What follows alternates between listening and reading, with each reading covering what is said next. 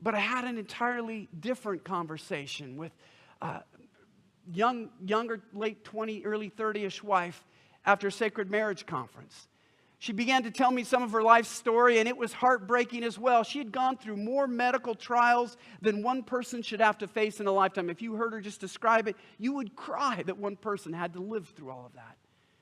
But then she began to describe how her husband had been a rock, a great support, how he could hold her during the pain, how when she felt like she was the ugliest woman on the face of the earth, he could convince her that she was the most beautiful. He was praying over her. He was serving her. He never made her feel like she was a burden. And she said, Gary, next to Jesus, marrying him was the best decision I ever made. I don't know how I would have faced this without him. And she too cried spontaneous tears.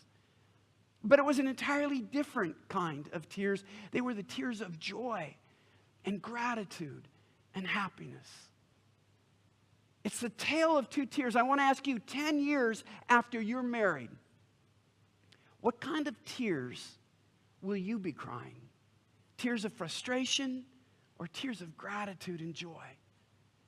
The reality is every marriage has plenty of both kinds of tears. It's not that one marriage is all bad and one marriage is all good, but it is the case that some marriages seem to be encouraging and lift two individuals up to become more than they could be as singles. I've seen that. And I've also seen other marriages that seem to be contests of conflict where they're almost at war with each other, tearing each other down. And it's a cauldron of bitterness and resentment. I wouldn't have that for anyone here. Because again, the blessings of the good are so good. I want you to have that. And the consequences of the bad can be so severe. I don't want anyone to face that. And I'm eager to talk to you and passionate because I have no ego in this game. Unless your name is Allison Graham or Kelsey and you have a golden retriever named Amber, you're not my kid, right?